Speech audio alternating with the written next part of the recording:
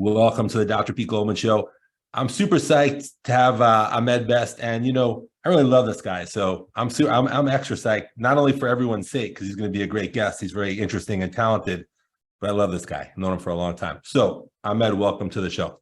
Thanks, brother. Thank you so much for having me on. We go so far back. Anything you ask me to do, I'll be there. All right, well, that's same, by the way, same. So let me just start with this. Obviously, you've become a very renowned actor, musician, martial artist, comedian, etc. Let's just start with kind of like when you were growing up. So if I'm not mistaken, you were born in New York. A lot of your years were in the Bronx and then somewhere in New Jersey. That's right. Do you, like, for example, do you remember, were you old enough in the Bronx to remember it? Do you remember the Bronx? Yeah, I moved to Jersey when I was like 13. So most of my formative years was in the Bronx, and I grew up in the Soundview section of the South Bronx, and not too far from where Boogie Down Productions and KRS-One and Kool Herc and all of the founders of hip hop were all from that neighborhood. J-Lo was from Castle Hill, which was like not too far away from Soundview as well. So 70s, 80s South Bronx was really the birthplace of what we call hip hop culture now. But I remember when it was like getting started, and I was a kid when all of those guys would come to the neighborhood and throw parties at parks across the street from my building. So I really watched hip hop become what it is over the years. That's really my formative years in the South Bronx. Interesting, because I think I'm 6 years older than you, if I'm not mistaken. So I was in Brooklyn, of course, born and raised in Brooklyn. And, I also kind of observed, whether it was coming out of Queens, but, New York City's New York City. Yeah. From Grandmaster Flash and that era. And then Run DMC was kind of they shifted things a bit, and then we can actually go into some of that other stuff later. But you mentioned Herc. It was cool. They call him Kool Herc. Am I right? Kool Herc. Yeah. Okay. So wasn't he kind of like an unsung founder? I mean, he's not unsung completely because we're talking about him, but wasn't he someone who was considered like one of the absolute greats who somehow in the history of hip hop, unless it's like you or me, your average person may not have heard of him? And let me just say this one thing before you answer it. I remember, this is kind of funny, but in, let's say, was it Rock the Bells when LL Cool J said, "I'm the baddest rapper in the history of rap itself," and somehow Kool Moe Dee just got so upset by that. Yeah. But what's interesting about him getting upset by that, he referenced Herc. Like Kool Moe Dee didn't say who is this guy to say that? He, in reference to me, meaning Kool Moe Dee, he said, "I think that's really disrespectful of Herc." So if you could kind of expand on that whole thing, I'd find it interesting. Yeah, absolutely. Kool Herc is considered the father of hip hop. It all started from Kool Herc, and Kool Herc had a radio show, but he would also throw parties in the basement of his building in the Bronx. And that's where he was kind of really the guy who started hip hop. If it ever had a beginning, it would start at Kool Herc. And so Herc, everything kind of branched out from Herc, right? Grandmaster Flash and the Furious Five, all of those cats that came out of the Bronx at the time. And, the Bronx is also considered the birthplace of hip hop, although New York City really is like the birthplace of hip hop.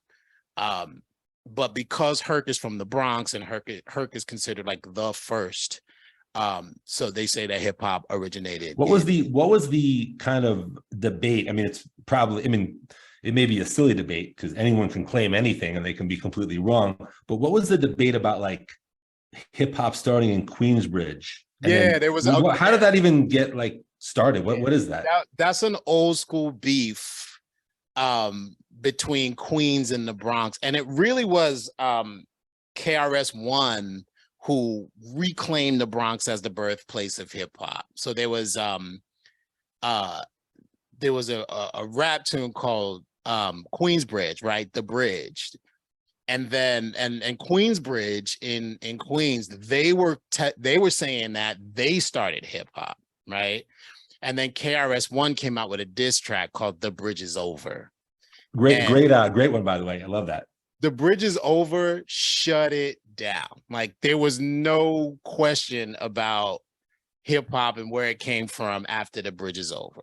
Some right? interesting like part of that evolution. First of all, I'm not sure if you know this, but the whole term hip hop, like, well, not the term hip hop, but when they were saying hip hop in those original Grandmaster Flash, I don't know if you know this, but I'm not sure which one it was. It was one of the Furious Five. It was not Grandmaster Flash. It might have been Cowboy, whoever it was. They were like hanging out, I guess, in the Bronx at like a bar or a club, and one of their friends was like in the army. He was like, he got sent to the army, and he came back, and he was just kind of, just busting on him, and he was saying like hip hop, like, how they march and stuff. Yeah. And that actually was kind of how it like worked its way into those first songs. Yeah, bebop has the same kind of origin, like bebop jazz. There was a way that the cool cats, the cool jazz cats would walk, and they would call it bebopping, right?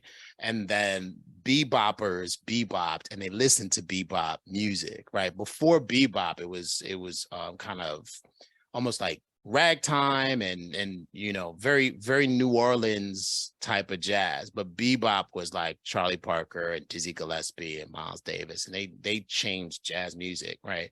And it went from Louis Armstrong, which was very much like southern, southeastern Louisiana, New Orleans jazz, to North and New York, bebop jazz. And hip hop has the same origins.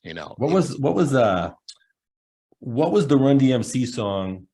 Was it Sucker MC? Or It's Like That, where they said you can't rock a party with a hip and hop. They were kind of like, not dissing, they were kind of saying like, we're evolving. Like Grandmaster Flash had many of those kind of, and Sugar Hill Gang, Grandmaster Flash, and now we're kind of evolving to whatever Run DMC was evolving to. Yeah. What do you think that do you just look at that as a simple evolution, like Sugar Hill Gang, Grandmaster Flash, and then Run DMC was a true evolution? They changed or not? It really was Run DMC who made it more mainstream. And I think a lot of it had to do with like Rick Rubin. Rick Rubin and Russell Simmons started Def Jam. And Run DMC was like the stars of Def Jam Records at the time. And they came out with this tune called Rock Box, which had rock guitars in it, right? And that was Rick Rubin. Like Rick Rubin brought the rock and roll and the hip hop sound together. And that's when it crossed over. Like everybody was listening to Run DMC after that. Like Run DMC really changed the game when it came to hip hop. Hey, what do you this is the debate I've had with some people. Who do you think is better, Run or DMC? Run. I'm with you 100%. And I know some knowledgeable people, like guys who have like written for like rap publications that disagree. I never understood that, but I'm with you all the way. DMC has some really great lyrics, right? And DMC is kind of like the foundation of Run DMC, but Run had it all. Run not only had lyrics, but he also had the bravado. He had the braggadocio. He had the showmanship. That track, Run's House, just that was just one. How about Beats to the Rhyme is another classic. Beats to the Rhyme. It's Like That, Sucker MCs. Even Daryl and Joe for an old school one. Word. Run was really the cat who My Adidas put Adidas on the map, right? Saved the sneaker company Adidas, My Adidas. Mm-hmm. So for me, out of Run DMC, Run was really the cat. But as far as like hip hop in New York goes, the guy who really changed it all for New Yorkers was Rakim. I've always said, whenever someone says, Pete, who's the best hip hop artist ever? I say, look, everyone has their opinion. In my opinion, it is Rakim. I think he's the best rapper ever to me. Rakim changed hip hop. Everybody was rapping the same way, and then Rakim just changed everything. It's interesting. Yeah, sorry, go ahead. His style, his rhyme scheme, his flow, it just changed hip hop.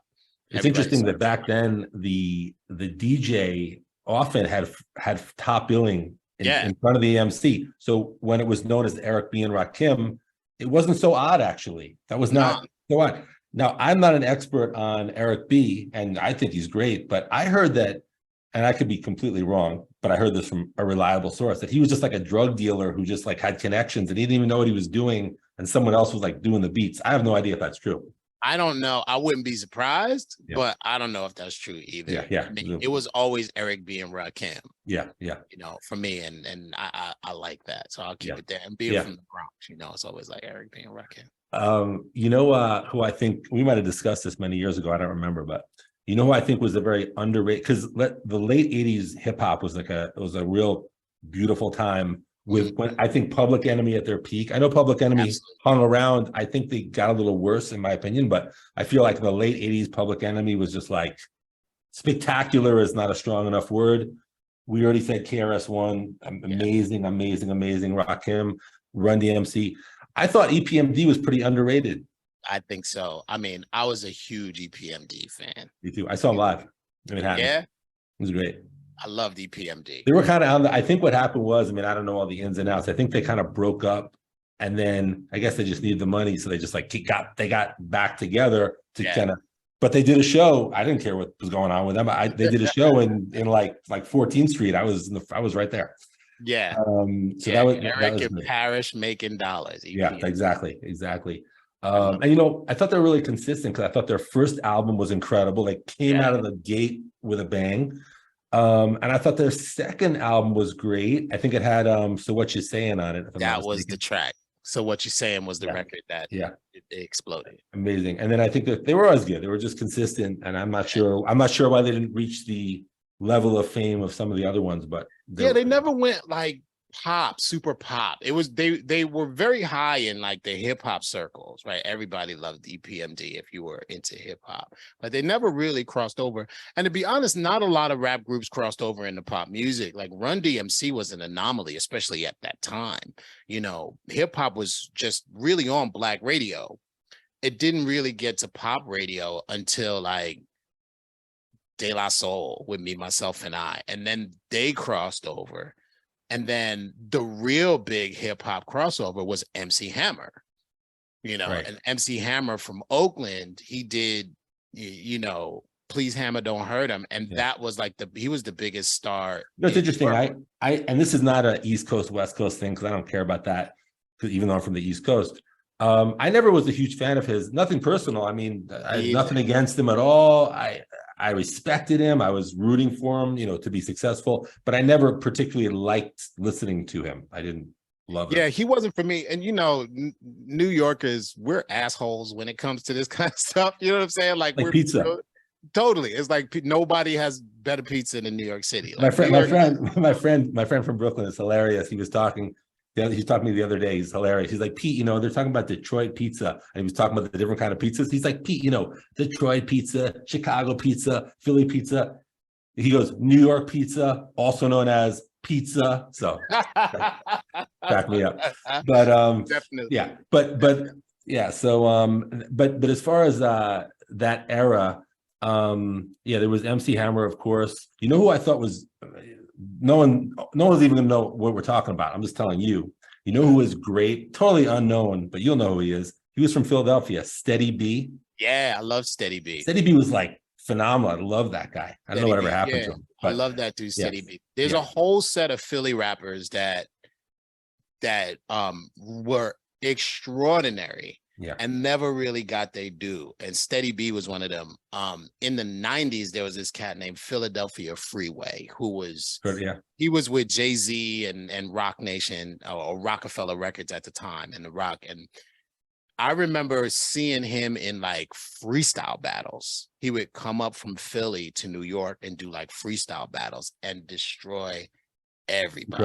Incredible. And there's this one legendary session about him battling like Busta Rhymes and like destroying Busta Rhymes. I mean, this is rumor. Like I heard this happened, and like he rolled up to where Busta was recording and he just destroyed Busta. Yeah. Was a really great era in New York. Even I would say from 83 and on was when you could put on either WBLS, which was 107.5, Kiss FM, 98.7, or I guess it was called KTU 92.3. And they had like the Mr. Magic Rap Attack and Red Alert. Like you were just like treated, you didn't even have to go to the record store. You were just like treated to legendary DJs and doing hip hop, especially Friday and Saturday nights. Yeah. So I'm sure everyone had their favorite, but that was an Yeah, amazing. there was this really beautiful time of like curation, where DJs just didn't play records. They like curated nights, and they would find, they were really the tastemakers of hip hop. They would find these really obscure artists and records, and if it caught their ear, they play them on the radio, and then they would explode.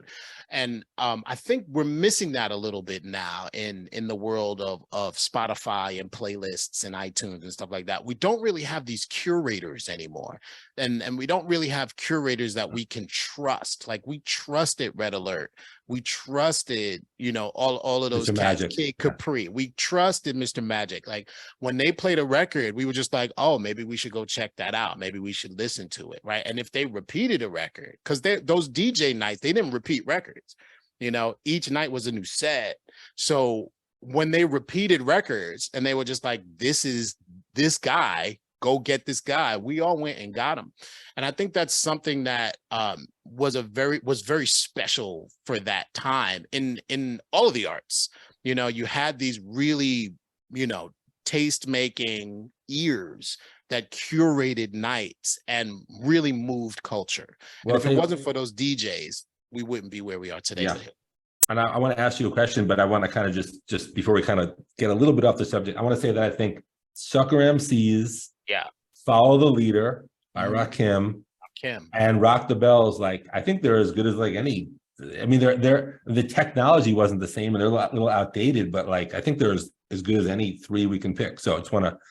But what I wanted to say was, now this is super subtle stuff, and I just thought of this, and I may be way off, but you have a good ear for this. So it almost, and I'm not an expert on like conspiracy theories and what's happening in like, the music industry and what they're doing to the artists. Like, I don't know about all that. I'm not familiar, I'm not familiar enough with that world, but it almost seems like when you hear an artist now, it's like they feel like they're subtly like under the gun. Like someone's like, say this, don't say this, do this, sing like this. Here's your theme. And they're just like trying to get paid. So they do what they got to do. I feel like the era we're talking about, I mean, maybe it was going on some level. I don't know.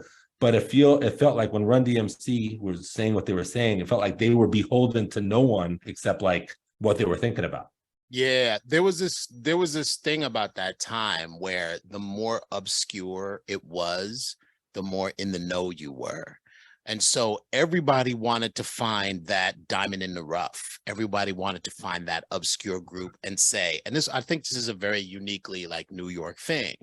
We wanted to be the first to hear it. Like we wanted to know before everybody else in the world knew, and then everybody else would catch up to New York.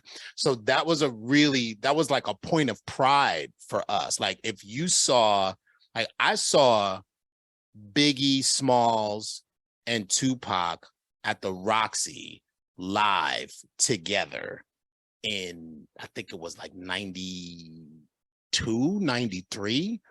And I remember being in that room, and they opened for a Tribe Called Quest and Leaders of the New School. Biggie, Smalls, and Tupac Shakur opened for a Tribe Called Quest and Leaders of the New School. And I remember seeing Biggie Smalls and going, that guy's special. That guy's gonna do something. And then he became, Biggie Smalls. But it was a very New York thing to be like, oh, I was in the room when those guys were on stage, and now that they're super huge. I think that's lost now. You know what I'm saying? Like, I think we're so quick to brand and we're so quick to mass market that cool factor of, oh man, little club, not a lot of people, these two guys, they're going to be something. Let's keep an eye on. Yeah. It's funny, as far, like I said, me and my friends never cared about like the East Coast, West Coast thing. It didn't even occur to us, but I will tell you a funny story. I think it was the summer of like 89. I might be off. I don't know. I was with my friends in Brooklyn, and one of my friend's big brothers, who I kind of knew because we kind of all went to school together. He was just 2 years ahead of me. And we were even on, like, I think I played in the varsity basketball team even when I was like in 10th grade. So I think I was like, I kind of knew him from basketball, but he was like the big brother of my friend. And I remember he brought back to the house, I guess CDs were new then. It was new to have a CD, then. And he had a CD of NWA, and he was like, these guys are from the West Coast. And like, we couldn't process it. Like when he said it, we were like, we didn't think anything. We weren't like, oh, West Coast, didn't know anything. And we didn't even think, like, oh, West Coast, do they rap there? Like, we were just like, oh, like, it was kind of like, Yeah. okay. And he put it on, and we were just like mesmerized. We were like, these guys are incredible. Like, so we never got a chance to like say anything about it, but like, it was too late. Like, they had us hooked. So we're just like, where to, let me pick one up. So yeah, when NWA dropped, I remember like, I think I saw 100 Miles and Running. I saw the video before I heard the record, right? And I saw the video on MTV back when MTV played videos. And, you know, I'd never been to the West Coast, so I didn't really fathom like what was going on there. I thought the West Coast was like palm trees and beach, and it's hot all the time and sunny and everybody's surfing. I didn't know about like Compton and South Central and all the stuff that I just didn't know, like the Crips and the Bloods and the gang stuff. I didn't know, right? And then 100 Miles of Running came out, and NWA is in like, they're in like down jackets and sweatshirts and black baseball caps, and they're just booking from the cops. And I remember going, what the hell is happening in LA? Like, I thought it was hot. Why are they wearing these like jackets and sweatshirts? And why are they dressed in all black? And why are they running so fast? You know what I'm saying? Like, what's happening? Because, you know, in New York City, it snows and it's cold and we're on top of each other. So when you're in the city, you kind of understand why everybody's upset. You know, LA, everybody has a house and a yard. And we were just like, I don't understand why they're so angry. It doesn't snow. It's not like below zero. And they don't live in buildings like ants in an ant farm. And that's when I first started understanding what, you know, like the mental oppression of Los Angeles, especially in that area in Los Angeles. Well, it's interesting because I didn't think of it as deeply as you did, because, you know, whatever you just said, your mind put a few things together. But with that said, I was like, oh, LA is not just like palm trees and surfing. So I was with you completely on the first part. I just didn't consider the other parts. But, you know, it's interesting, when you were talking, you reminded me of something which kind of relates to what we were talking about a few minutes ago. You talked about like kind of like, you know, New York in the 80s and in the 80s, New York was like, in the 70s and 80s, it was like a combination of like awesomeness and just like desperation and like, and just a lot of, you know, not great things. But I thought, and we kind of brushed over this before, I'm not sure but how we did, but I thought, forgetting about like how good they were, where they fit in, I thought like the lyrics to The Message and New York were like like, if you lived in New York like I did, you understood every intricacy of every lyric, everything. I mean, down to the last. It was all about lyrics. Like, and it was such a genius. Like, I mean, these guys probably have like Mensa IQs. It was, or whoever, like, it was such a genius microcosm. That's probably not the perfect word, but something like that, or representation of all these tons of intricacies. Even Curtis Blow had a couple of his songs that kind of like caught that real New York stuff. And it's kind of funny because like, if you listen, like the Beastie Boys got popular, and I'm sure people all over the world, probably in all, you know, most of the continents, are singing along to the Beastie Boys songs because they bought, you know, man, no one knows what that. I mean, listen, these guys are from my neighborhood. I know they're talking about these intricacies of like a freaking sandwich shop on my corner. Like, I know what that is because, you know, whatever. Like, no one. So it's just funny how, I mean, that's very, you know, specific. But I thought The Message in New York were just a perfect representation of what was going on then. Yeah, I agree. And it really was about lyrical content in New York City. And that's what made you an MC.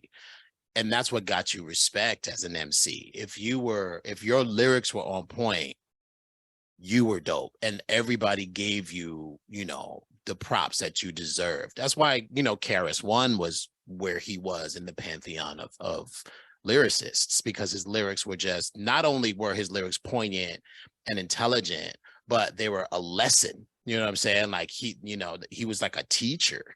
and he would say things the way he would say things that it would be entertaining and educational at the same time. So it was really about like how that lyrical content flowed in your songs. You know what I loved about KRS-One, among other things? You know how like some rappers and hip hop artists are very braggadocious, but when they say what they say, it's not that it's not true.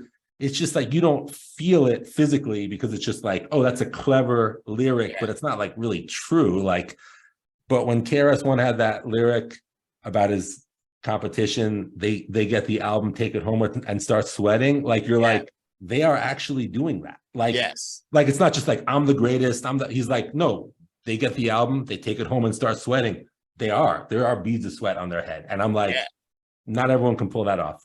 Yeah, absolutely. I mean, Chris was one of them cats who would lay a record down and everybody would be like, we gotta get it. We gotta hear what he's gonna say. And would be like, we gotta beat it, you know? And I think, you know, going back to The Bridge Is Over, when KRS-One heard the Queensbridge record, right? It was like Queensbridge, Bridge Is Over came out, and then Queensbridge did Queensbridge, Queensbridge, and then KRS did South Bronx, South Bronx. That was great. And that was that rivalry, you know what I'm saying? And it was like, we have to up each other lyrically.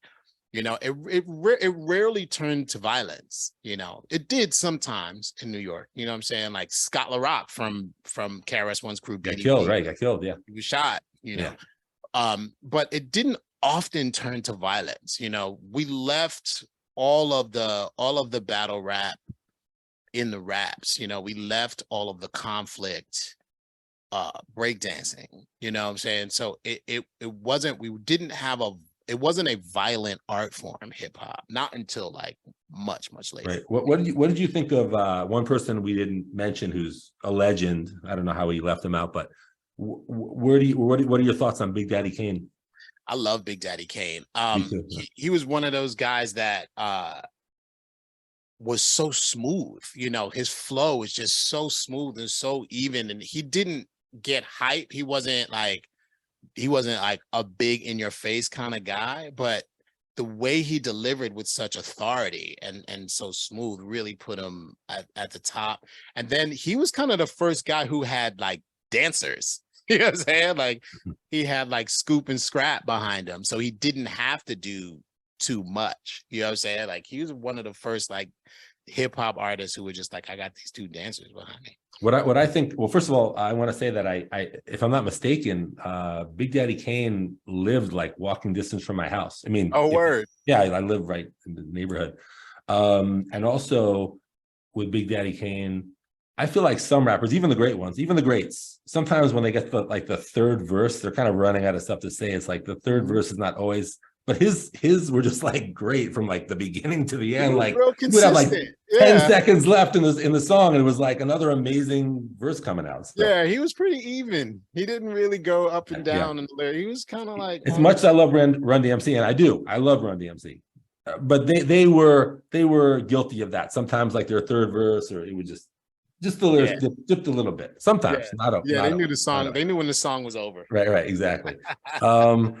So, by the way, just before we get off hip hop, who were the Queens rappers who were in contention, so at least in their own mind, with KRS-One and the Bronx guys? Who were the ones who claimed they founded hip hop? I forgot who that was. Yeah, the Queensbridge cats. What were their names? Oh man, what were their names? Queensbridge. It was like MC Shan. I was gonna say, see, I was gonna say MC Shan. He's in my head, but then I thought maybe he was a Bronx guy. That's why I knew he was in that conversation. It was MC Shan and cats. Yeah. Queensbridge. Who wrote that song? Queensbridge. I think they might have had a female rapper in their crew. I could be wrong about that. What is the name? Who wrote that song, Queensbridge? Well, we can come back to it. Because out of the Queensbridge cats, the person who's like the most popular out of Queensbridge is Nas. Right. But that's, of course, a later era. And that's 90s. Right. But Okay. he kind of holds up the Queensbridge mantle. Yeah. So you mentioned jazz before, and you mentioned you mentioned it earlier in a couple of facts about it. So when it comes to like 40s jazz, like Benny Goodman and Glenn Miller and stuff, did that segue into the jazz? That was the 40s, but did that segue into the jazz of like the 50s, or was that just kind of its own little? Yeah, well, branch? in economically, yes, right. So all of those guys, those were like the big band jazz era. And big band jazz was huge in like the 20s to like the 40s, right? But big band jazz kind of fell off because of World War II, right? World War II, of course, put everyone in the world in this really heavy like economic strain. And you couldn't really afford all of those people to do a big band jazz show, right? And to record big band jazz, there was like a lot of people in big band jazz. And so jazz really turned into more of a smaller ensemble kind of thing. That's when you had the trios and the quartets and the septets, right? Big band jazz is like 40 people. And when you have smaller groups, the music has to change because you don't have like a sax section and a trumpet section. You know what I'm saying? Like you have a trumpet, a saxophone, and everybody's playing, you know, what they call the top of the tune together, right? And then what continues it are like the solos, right? And big band jazz, you'd have maybe like one or two solos in the entire song, right? Because there would be about the song, and you had like big band jazz arrangers, and you had, you know, songwriters and orchestrators, and it was just this huge production. Bebop jazz didn't have that. You know, bebop jazz was small ensembles. You would have like a page of music, and then the rest would be improvisation, it would be solos. So economically, big band jazz turned into smaller ensembles because after World War II, everybody couldn't afford to pay people. Got it. Now, when you were a kid and you obviously had these, first of all, you were athletic, you were doing martial arts, you were a good musician. I don't know if you were like in the school play or anything, but you were. Yeah, okay. So in your own head, and it's not like you have to be a little kid planning out your career, but just out of curiosity, in your head, were you like, no, I'm going to do this. I'm going to do martial arts. I'm going to be an actor. I'm going to be, or did you think like, I like these things, but I want to do so-and-so? Yeah, you know, I didn't have a plan. Martial arts came about because of my father. My father was a karateka, and he studied karate in Okinawa. He was stationed in Okinawa and in the Philippines during the whole Vietnam era. And, you know, actually, like martial arts goes back to my grandfather, who was in World War II. Your dad's dad. My father's father. Got Both it. my grandfathers were in World War II. Got it. But my father's father, who was a Harlem Hellfighter, right, which is like legendary World War II infantry, you know, all black infantry from Harlem, New York. You know, even though my father's father immigrated here from the Caribbean, he immediately signed up for the army and went into World War II to serve, right? And while he was during World War II, they had like judo classes. And so he studied judo during World War II. And I didn't know this until a lot later in my life. My father was just like, no, karate, you know, martial arts goes way back, you know, to my father who studied judo in World War II. And then my father I just had this conversation with my father about martial arts because, sorry about that, that's my phone. No problem. Yeah. My father, I asked my father like why he wanted to study martial arts. And he was just like, well, it was because of Bruce Lee. Like Bruce Lee, they would show those Bruce Lee movies on Canal Street, right, in Chinatown. And all of his friends would go to Canal Street and watch these Bruce Lee movies. And they were taken by these Bruce Lee movies because Bruce Lee was a small Chinese guy. He was beating up all of these people, and he was the star of the movie. And at that time, you didn't have any non-white stars of movies. right? Really, blaxploitation came like 10 years later, right? But it was really like the Bruce Lee thing. So when my father went into the service during the whole Vietnam thing, he was just like, I want to learn how to do that. Like, I want to learn how to do martial arts. And so he studied a system in Okinawa called Doshinkai, which I don't even think you can find anymore, not even in Okinawa. But there was this very strong karate community, especially in the Black community. I'm actually quite familiar. I'm actually quite familiar with like the 1960s and 70s, like martial art karate Black community. I'm not even talking about like Moses Powell and those guys. Yeah, I'm not even talking about those guys, which are worth talking about. That's certainly part of it. But I'm quite familiar with that. It was a major force, and there's a lot of like Van Cleef, Yes, Ron Van Cleef, and many other superstars of that era. So I'm quite familiar with it. It was really huge.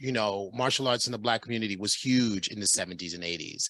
And so when my father came back to the States in Vietnam, he continued, and he did a martial art. He did a karate style called Goju-Ryu, which is also another Okinawan style. That's actually what Kyokushin came out of. Yes, Kyokushin came out of Goju-Ryu. And that's what I studied. And my father was my first teacher, right? Which was tough. Did he have his own dojo that you were a member of, or you mean he just was teaching you? He was teaching me privately at the apartment in the Bronx, but he also belonged to a dojo where he was a senpai. He wasn't the sensei. Got it. So he belonged to this dojo that was in Midtown Manhattan, and I think the dojo was called like LSKA or something like that, but it was a Goju-Ryu dojo. And I remember going there as a kid. Like, I would go there when I was like 4 or 5 years old and watch karate class, and I was always just in love with it. Like, what's funny about that? I just want to interject one thing. When I was I must have been about 7. My neighborhood was rough, and my dad took me to, I think it was judo, or it might have been karate, I don't know, in not quite Bed-Stuy, but it was kind of like, I guess Fort Greene would be the actual, if you want to make it official. And I remember they told us to sit down. I was like 7, and I watched the class, and I was just like terrified of everything. Like, I was terrified. There was nothing in there that was appealing to me. Like, I didn't want to go and do what they were doing, which was like throwing each other and beating each other up. I didn't like anything about that day. And I just said, no, that's not. And little did I know that martial arts would ultimately become a huge part of my life. Yeah. But it's just kind of funny when you mentioned you were 4. I mean, I guess because your dad was there, but when I was even older, like 7, I was like, this is not for me. This is too rough for me. And then eventually, I think when I was 11, there was still a tough dude. He was actually a guy who was in the Korean, actually, maybe he's in Vietnam, I'm not sure, but he's kind of similar, like, to your dad, the way you told the story. And he had a dojo like walking distance from my house, and then I kind of got into it. Yeah, I didn't really like get into it until I was like 9 or 10. I would do it, and I would go, and I had like a little gi and stuff, but I didn't really go, you know what, I kind of like this, until I was like 10 or 11 years old. But with my father, karate was just so much a part of his life that everything was karate. Like, karate never stopped. It was like making my bed was karate, like eating was karate, like everything was what karate. Was your dad's occupation at the time, besides doing the karate, of course? Yeah, my father is he retired a few years ago, but he's a cinematographer by training. And he was a cameraman for the PBS station in New York City. I watched plenty of it when I was a kid. Yeah. Channel 13. He was trained in Channel 13. There was this training for camera people, and he went to City College when he got out of the service on the GI Bill, and he studied cinematography, and he really wanted to be a cinematographer, but he had 3 kids. So he was like, I don't want to stop doing this, but I got to get something that is kind of day to day. And so he went to this WNET PBS Channel 13 training program, and they trained him to do camera for TV. And then in like the like 75, 76, they had the Harlem riots, right? And not a lot of people talk about the Harlem riots. Yeah, it's not a big part. It's not something big, that historically gets referred to or recounted, right, or have a documentary on it. It's very unknown. It's very unknown. They talk about the Watts riots out all here. the time, all the time. Yeah. You know, you hear a lot about the Watts riots in on the West Coast, but the Harlem riots were just as volatile as the Watts riots, right? And so the Harlem riots went on, and they started burning down the buildings in Harlem, and they wanted to get news people in to get the story. And all the gang leaders in Harlem were just like, we're not letting any news people in unless they're Black. And there weren't any Black news people, right? There weren't any Black broadcasters. There weren't any Black newscasters, anchormen, or camera people. What year was this? This had to be about 75 or so. Okay. Yeah, I'd say that's correct. Yeah, that's correct. And so my father was in the PBS training program, and he was like the only Black camera guy, right? And so ABC called PBS and was like, do you have any Black camera guys? And they were like, yeah. And it was my father. And they were like, get him here now. And my father got a job at ABC, and they were just like, go to the Harlem riots. And the other person that they hired was this broadcaster named John Johnson, who was like, if you're from New York City and you watch ABC, John Johnson is a staple. He was like the Black anchor man. I remember. Right. So John Johnson and my father both got their start because of the Harlem riots. And that's when my father started working for ABC. And then he worked for ABC until he retired. Like, you know, it's interesting when you mention that dojo. And I remember when I finally joined the dojo, and the way you're describing like your dad and his dojo at the time, it sounds pretty similar to the dojo I was at. It was not a Kyokushin one, but just kind of similar. And I remember, I think I was like 11. So it was like 1978. Yeah. And I remember just the way things were in Brooklyn, like literally, and he was a good teacher, but he would say like, if someone tries to abduct you, because we're kids, he's like, he would show us like when they pick you up, like bite their ear as hard as you can. Like that's the kind of stuff we were learning. Yeah. It was like, we were like in Brooklyn in 1978. It was like dangerous. And we were kids. It was dangerous. And he was like teaching us like, I mean, of course we, you know, we're punching and kicking and all the karate stuff, but it was like, this is treacherous stuff because that's what you need. That's what he was teaching us. Yeah. I remember when the dojo closed down in Midtown, right? And so the sensei from my father's dojo was from Brownsville, Brooklyn. Which for those who don't know, let me just give a public service announcement. That was, I mean, you know, I don't know, like statistically what was going on in the South Bronx or whatever, but East New York and Brownsville, I mean, if you could just survive in there, you were just by default incredibly tough. Those neighborhoods were just in, like, as my friend once said, he's like, I wouldn't even fly over there. So like, that's, you know, that's Brownsville, like every people in Brooklyn from Brooklyn wouldn't go to Brownsville. Yeah, exactly. I would drive through it on the way to JFK. If you took it on the way to JFK. On the way to JFK, that's about it. Right. That's it. That's the only time you go to Brownsville. Yeah. So my father's meanwhile, my grandfather lived there, you know, and like it was a little, my father like lived there in like, you know, like 19, let me figure this out, like in 1915 or something, he lived there. So yeah. Yeah. I mean, Brownsville really turned into like this place where you don't want to be caught in the daytime, let alone at night. But Sensei Lloyd and my father's sensei moved the school to Brownsville. And it was in the basement of these projects in Brownsville. And I remember it took like 2 hours to get there from the Bronx, right? Of course. But we would drive there every Saturday. And, you know, my father would teach these kids in the projects in Brownsville, and I would be in that class. So imagine like 10-year-old me, karate gi. I was like a yellow belt or something like that. Brownsville, Brooklyn. And my father was the toughest teacher there. He was the toughest. right? It was like he was one of those everybody was just like, oh man, he's here. Like, they would get like so pissed. And I'm the son. So I had to be like super tough, just because I'm representing my father. And my father was like a brown belt. He wasn't even a black belt yet. He was like a brown belt. And he was like the worst.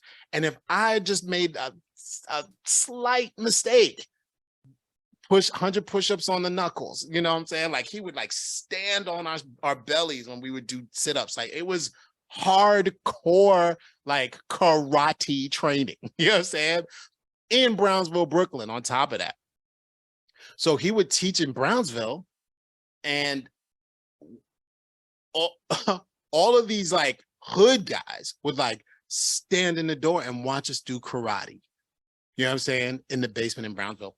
And then we would run like in just the like spring and 1983, like 1983. 82, 83. Well, Right? Brownsville was Brownsville was not the ridiculously treacherous then. I know it well. It was the worst, right? During our Saturday classes, my father would take everybody outside and we jog barefoot, Brooklyn. That's how it was. Brownsville, Brooklyn. Yeah. We jog barefoot around the neighborhood in Brownsville. And I don't know if this was like him signaling to everybody, like, we're here and don't mess with us, or if he really wanted us to like take a look at the environment in which we're training in, right? But we were known in Brownsville as like the karate people, right? And so every time we'd show up in Brownsville, they'd be like, oh, those are the karate guys, right? And we'd do karate in his basement. But I have to say, as tough as it was and as hardcore as my father was, I loved it. Like, I loved going to karate class. I loved training in Brownsville and training with those guys. And it was tough, but it was really formative. Actually, there's a real subtle thing that I'm sure different people in different parts of the world understand it in their own way, based on maybe they experienced their own thing. But New York in 1982, 83, well, we'll say not New York in we'll say 1982, 83, 84, or whatever, because it sounds like that's when you were there. Yeah. It was like this very interesting combination of, it was incredibly dangerous, but there was like an amazingness and this great feeling to it at the same time. And you were tapped into that because you were like, your blood was pumping, you were doing this amazing thing. It was this treacherous area, but those guys who were treacherous were kind of respecting you. So kind of like leaving you guys alone. I mean, there's so many little elements coming together at once to make that like an incredibly special time. And I can picture it because I know that era. I know that time. I was doing martial arts at that, so I'm quite familiar with it. Yeah. And the biggest thing about that class, every kid free, nobody paid. Yeah.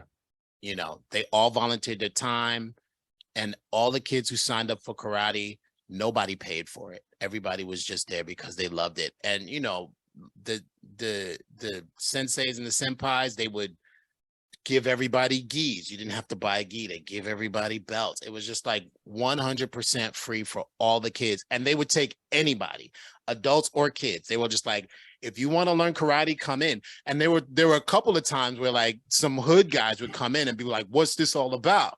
And we'd be like, come on in, and he'd be like, oh man, I'm no do karate. And then they'd be like, oh, we take all you out. And the senseis would be like, come into the circle, right?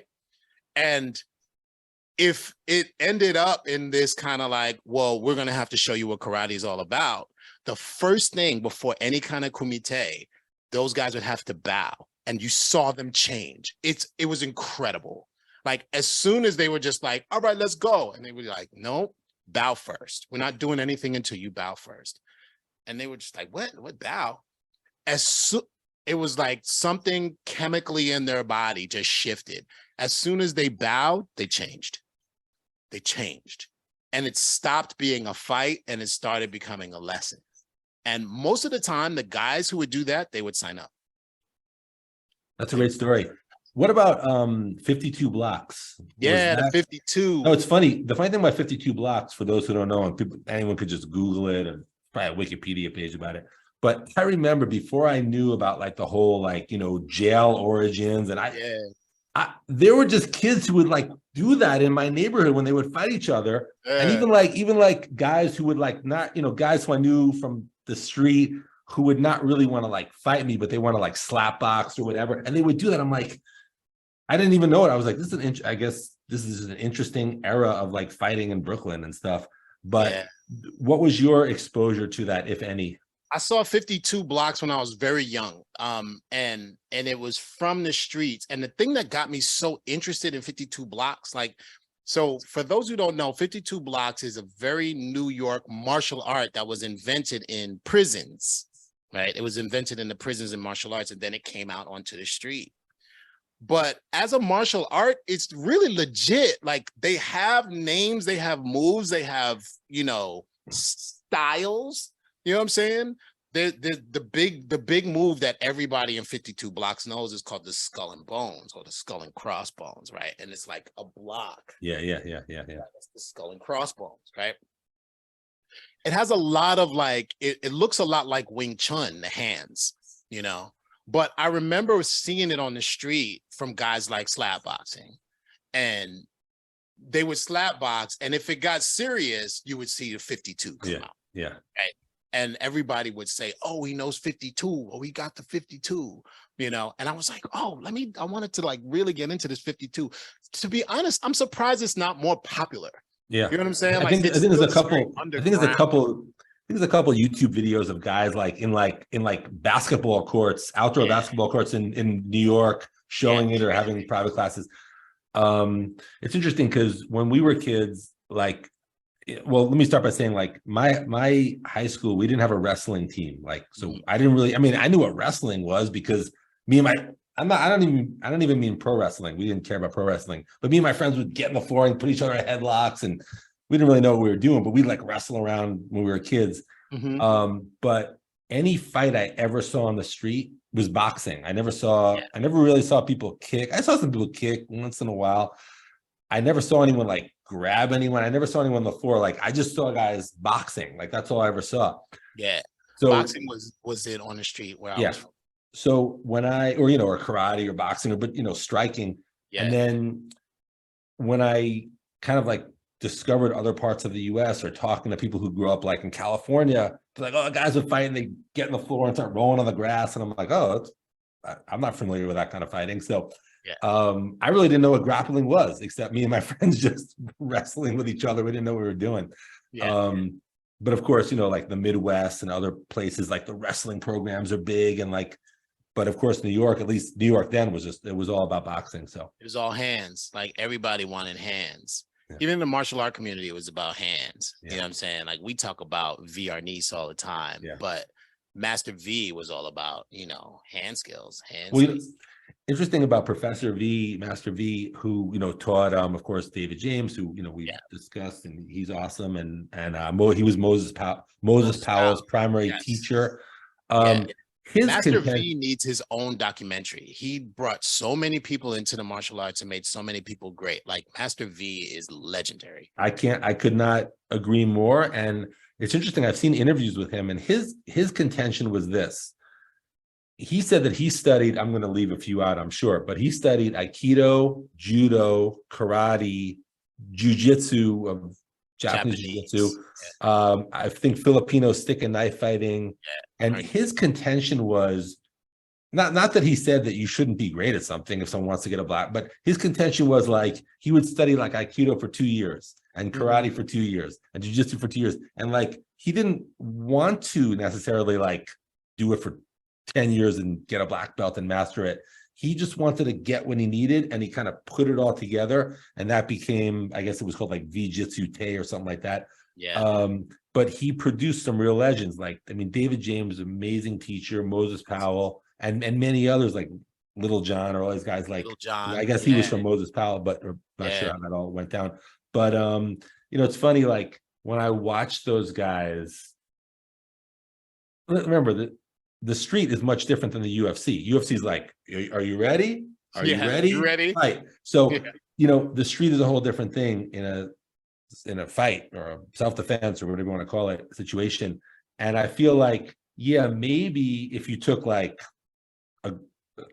someone from that lineage like Moses Powell, David James, maybe against like a really, really good jiu-jitsu guy.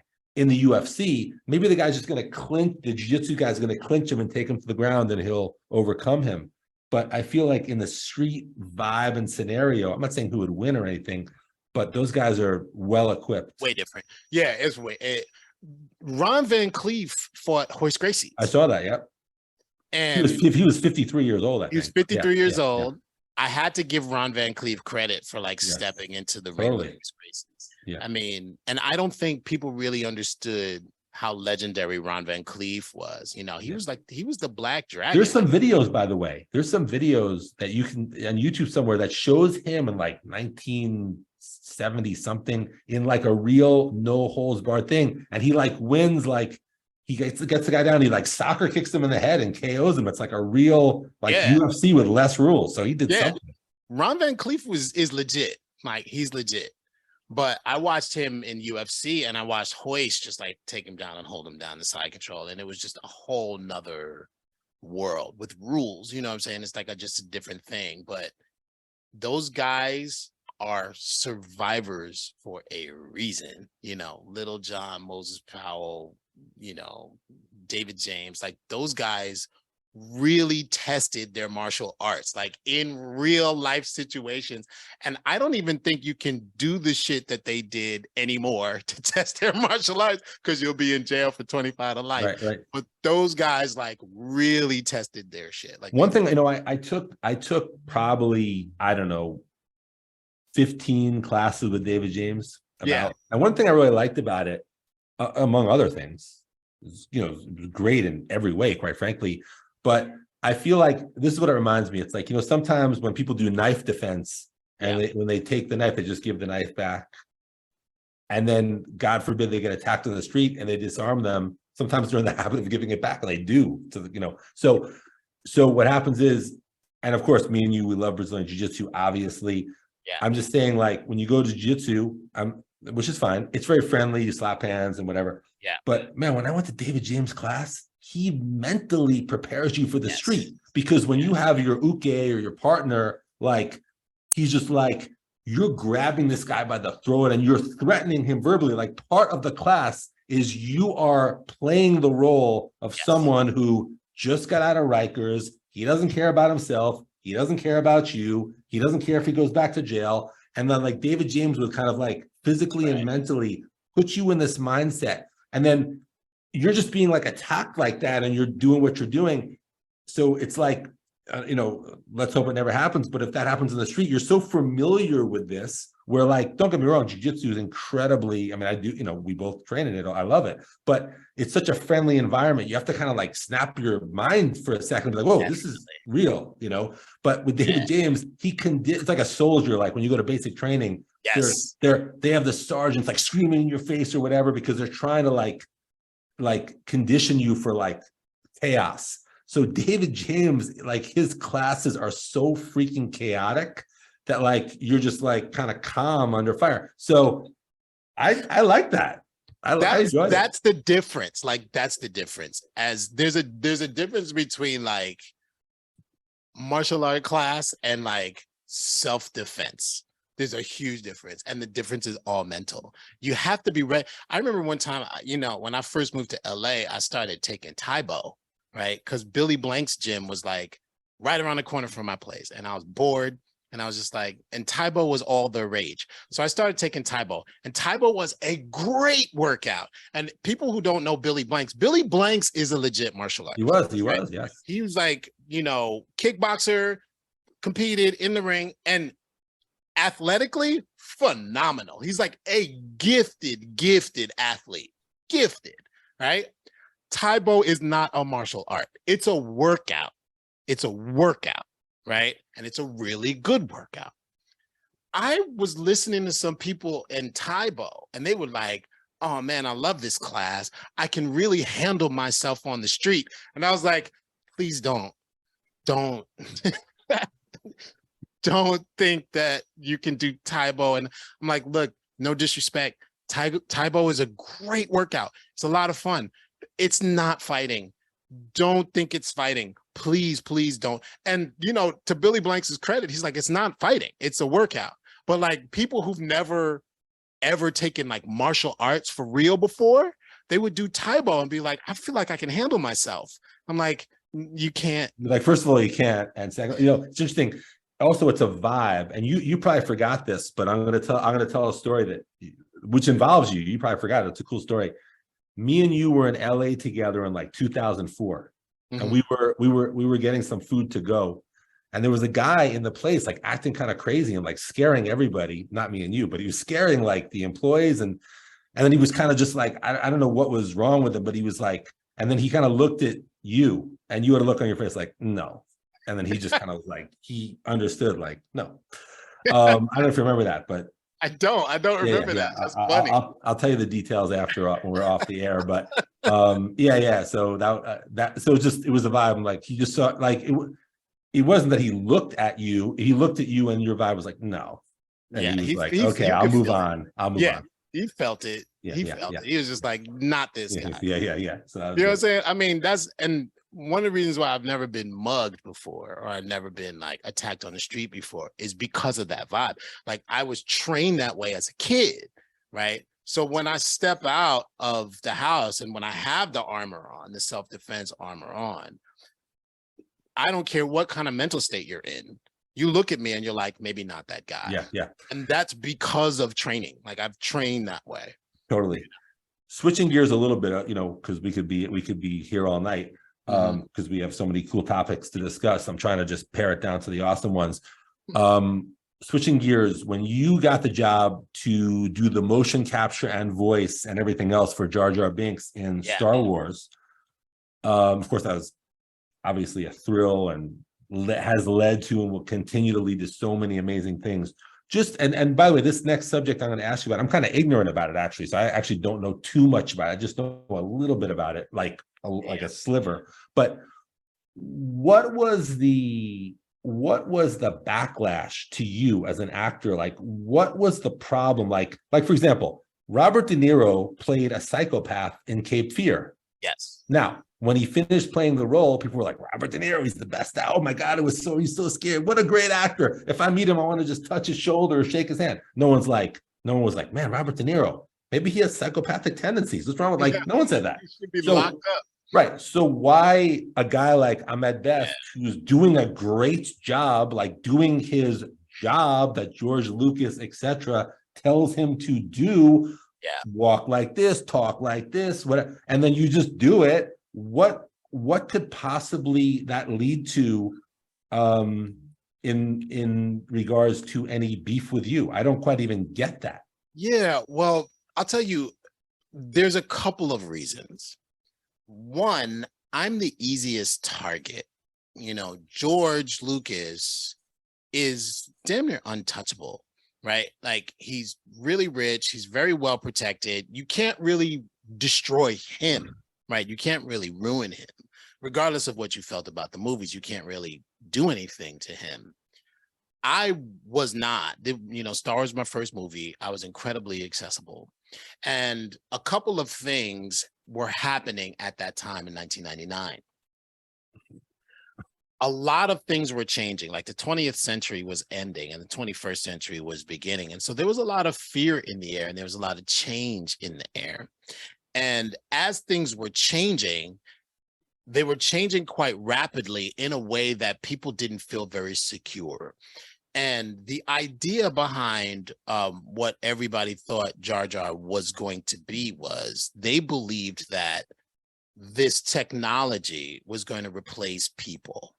And there's this idea that, and it exists to this day when we talk about automation. It exists to this day when we talk about like oil companies, right? When we're talking about electric vehicles and climate change, right? People in coal, people in oil, people in energy are just like, you're coming after me. I have to do something in order to stop you. I have to stop this technology from moving forward or else I'm done. I'm gone. It was the exact same way in entertainment, right? So the idea was these computer generated imaged characters were going to take the place of actors, and actors were going to have no place whatsoever in entertainment, and the entire industry is going to change. And I was the first person to do that type of work. So because I wasn't well known, because I was an African American actor, and it's very easy to target African American actors, especially when you have comedic characters and comedically ambiguous characters. Because I wasn't well known and I was accessible, it was just this, you know, I became a lightning rod for the ire of all of these folks. Also, the Star Wars fandom is so devout to their movies, right? And this is what's different now. Like now, the kids that grew up on the movies that I was in, the prequels, are now in their 30s, right? And so the prequels are their Star Wars movies, and now they hate the sequels. They hate the new ones that are coming, right? All the fans are just so pretty much devoted and dedicated to their ideas of what Star Wars should be, that any change in that is going to be detrimental to their idea of what it should be. So that happened. Unfortunately, it was like guys our age. You know, it was guys that grew up on the original ones like we did, right? And they were fans like us. So when, you know, Jar Jar came out, and Jar Jar was very obviously slapstick comedic for kids, right? They were offended. They were just like, why would you make a kids movie when we've been waiting 20 years? But just pausing for a second. Let's just say in the midst of that storm, so to speak, someone had any, like you said, you're accessible. So someone asked you a question or said something to you, right? Like, did you ever answer with, I am an actor doing a role for a script? Constantly. If you have any beef with anything about anything, you might want to take it up with the writers, the directors, the etc. Like, why would you even ask? Like, I don't even have an answer for you. Like, in other words, like there's a really good spiritual teacher who once said, I'm just quoting him, someone asked him a question. It was, you know, and he said, you know, and this is the guy who answered a lot of questions, but one particular person asked him a question. He goes, that question is not going to get answered. It's just going to be shown as false. Like, it's just a false question. I'm not even going to answer it. So that's kind of what I'm thinking. It's like, what, you know, it's almost like saying to them, what would you possibly want me to say to you? Like, you should be asking someone else this. Totally. And there was nothing I could say. And it came out at a time where the internet as communication was really catching on, right? And it was the very beginning of cyberbullying, right? And no one had heard or known about cyberbullying before. Like, I was the first kind of real case for cyberbullying. And so now this new way of eliciting outrage and benefiting financially off of outrage was available, and everyone took advantage of it, right? Now, the entire currency of the internet is outrage. Everyone wants to be outraged at all times. So anytime you're looking at social media, it's like, how can I fucking piss you off as much as I can so you can be outraged in a way so you can respond to it, and it could be everywhere, right? So 99 was the beginning of all of that. And it as far as the cyberbullying as a method goes, it was intensely successful.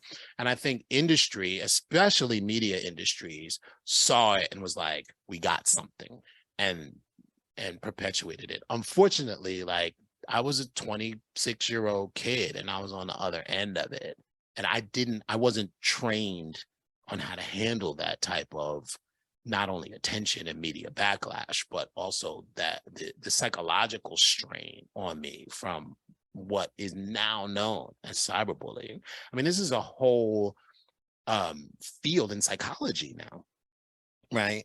This field didn't exist, and it was really started because of Star Wars and Jar Jar Binks. You know, it's interesting when you said about, like, you were a 26-year-old kid, you were not trained in any way to, you know, it's funny. I was talking to BJ Penn once, you know, who I've been good friends with forever. Yeah. And whatever we were talking about, and I was like, BJ, like, you just happen to be an incredibly talented guy. Like, no one trained you to be world famous. Like, you don't know how to be, how do you know how to be world famous, you know? Yeah. So anyway, then of course it was in context in the conversation, but well, anyway, I'm glad that era or that not era, but I'm glad that whole experience is done and you learn from it and grew from it and are stronger for it. And I'm glad that's done. But I just want to commend you for, being freaking Jar Jar Binks and fucking, that's amazing. You should be super proud of yourself. To be honest, the thing that changed it all was Brazilian Jiu-Jitsu. What was the connection? Well, I had, after Revenge of the Sith, I was just really in a place where I just didn't want to do anything, right? And so I fired everybody. I fired my agents, fired my managers, fired everybody, and I was going to move back to New York.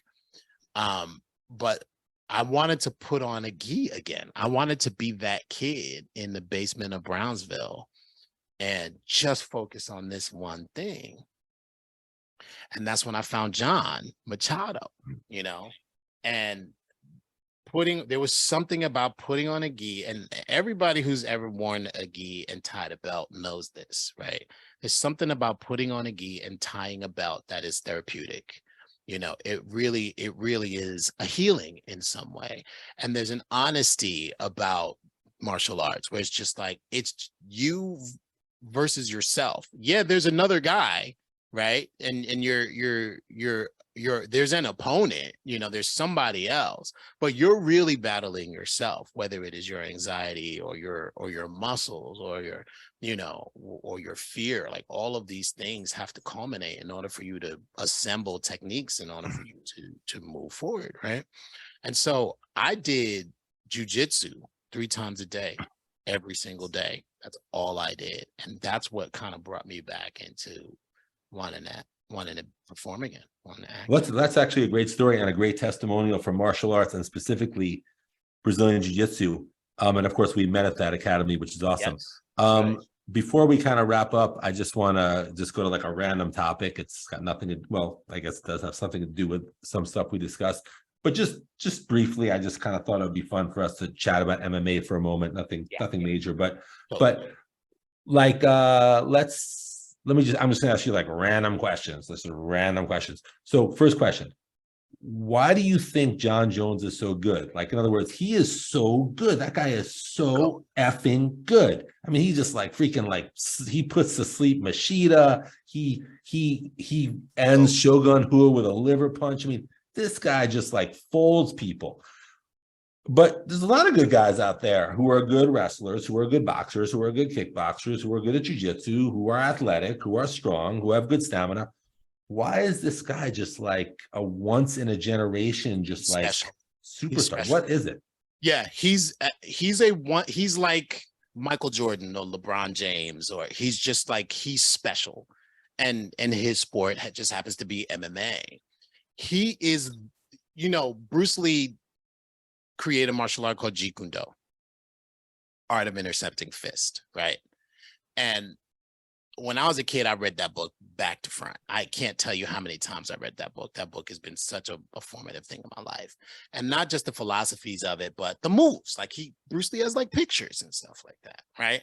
And he always talks about this style of the unknown, right? And once this style, and that's kind of what Kareem Abdul-Jabbar was in Game of Death. He was the style of the unknown. That's John Jones. John Jones is Bruce Lee's style of the unknown. He's the guy that Bruce Lee created Jeet Kune Do for, because not only is he athletically gifted, not only is he a good wrestler, good striker, but his creativity in the ring is unmatched. On that note, that kind of unknown factor in creativity, I remember when he fought Alex Gustafsson, I don't know if it's twice or once. I remember my friend called me before and go, who do you think's going to win? He's like, Gustafsson's really good. He's a really good wrestler and he's really good. I said, this is what I said. I go, what's going to happen is it's going to be actually fairly competitive. And at some point, John's going to start landing those spinning elbows. And that hurts so freaking much and dazes you so much. He's going to slowly overtake him and win. That's exactly what happened. Yep, that's exactly what happened. John Jones is an artist in the MMA ring. His creativity, his intellect, his MMA genius is on another level. And regardless of whether you like him or not, you have to accept the fact that he is that guy. He is the Michael Jordan. He is the LeBron James of MMA. He is a once in a lifetime athlete. And, you know, John Jones's biggest opponent is himself. Like, he's the only person that can beat John Jones is John Jones. Like, no one else has beaten John Jones worse than John Jones has beaten himself. Yeah, hopefully he'll work that out. And then one last athlete, I'm just thinking of like some random, like, you know, good ones that are worth discussing. What about GSP? GSP, obviously a superstar, great guy, et cetera, et cetera. Well, you know, I don't know him. I don't know if he's a great guy, but, you know, great superstar, et cetera, et cetera. Now, he has good stand-up, but not the greatest. It's good. It's a solid, very good, actually. I don't think he has excellent stand-up, but he has very good stand-up, solid. He has good jiu-jitsu, but not the greatest. He has good jiu-jitsu, but not the greatest. He really never was a wrestler, but he actually is a great wrestler. Great, spectacular wrestler. I mean, he went up against a prime, what's that guy's name? It'll come to me, really good wrestler. But anyway, he's gone up against wrestlers who are superstar wrestlers, and he takes them down. Yeah. So anyway, the point, and he has great stamina and great mindset. But why do you think he's considered by many, not all, but many consider him the best pound for pound ever? I don't know if he is or not, but what was so good about him besides GSP?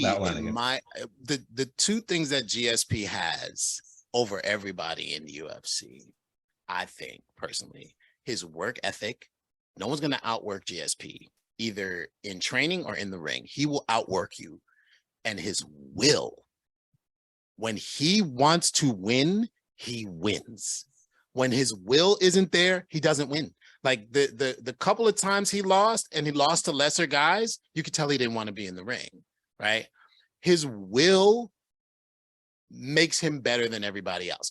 And he will outwork you. He'll outwork anybody in the ring. He'll outwork you in a workout, right? I remember I was talking to Kenny Florian, great, you know, jiu-jitsu guy, was like an amazing, he was in one of the UFC game shows. I can't remember which one. Really great guy, really good friend of mine. And I was talking to Kenny Florian, he trained with GSP, and he'd be like, they would train hard, like hard jiu-jitsu, hard workouts, blah, blah, blah, right?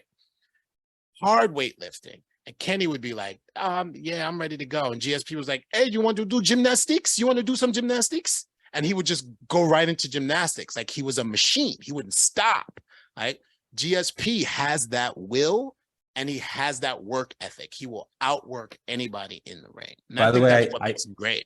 Excellent. And by the way, when I said I can't remember I remember it was Josh Koscheck. Yes, prime Josh Koscheck, who was a great wrestler. GSP was taking him out. Now, and lastly, on Anderson Silva, quick question. You know, we could go spectacular fighter. I mean, you know, really one of the things that was amazing. I mean, of course, you know, when he triangled Son in at the end, but I thought when his clinch against Rich Franklin twice was good, because Rich Franklin's a wrestler, but as a Kyokushin guy, our clinches are good. When it comes to clinches, it's Thai boxing and Kyokushin are the king of the clinch. Agreed. And I was always good at the clinch. So I could respect and see everything that's happening with there. And he's just clinching him and just toying with him like a baby. So that was impressive. Here's my question. Here's the Anderson Silva question, not about how great he was. We all agree with that. When he lost to Weidman, I guess the first time, do you think that was he was just toying with him and he shouldn't have toyed with him and that was the wrong guy to toy with? Or do you think the vibe somehow he thought like, mate, I don't know if I can beat this guy, so I'm going to play around a lot. Like, how do you think that went down where he got KO'd like that? I don't think it was, I don't think he was worried about Weidman. I don't think he was like, yeah, this guy might beat me. I think when Anderson fought Damian Maia in Abu Dhabi, remember that fight where he was just kind of like running around the ring and he wouldn't engage with Damian Maia? I think he was like, Damian Maia could beat me. If Damian Maia puts me on the ground, I'm done, right? Because that was prime Damian Maia. Damian Maia was world champ jiu-jitsu. Like Damian Maia was in really good shape. So Anderson like ran around the ring in Abu Dhabi. So I don't think he was worried about Weidman. I don't think Anderson's heart was in the UFC anymore. I think he was just like, whatever. If I knock this guy out, cool. If he knocks me out, cool. I just don't think he had the heart for the sport anymore. And it was I think Anderson spent like a couple of years too long in the UFC, right? I think he was really done emotionally. He was done. And I feel like he didn't have anything left to prove. So the Weidman fight, I think he was just playing around because he was just like, I could do this. You know what I'm saying? Like, I could either do this or not do this, whatever. And then got clipped and he got knocked out, you know? Cool. All right. Well, listen, Ahmed, we covered a lot of stuff, man. And I really appreciate you coming on, as you know. And I think a lot of people are going to enjoy this and benefit from it. So thank you, thank you, thank you. Thank you, my brother. Anytime. You know I'm there anytime.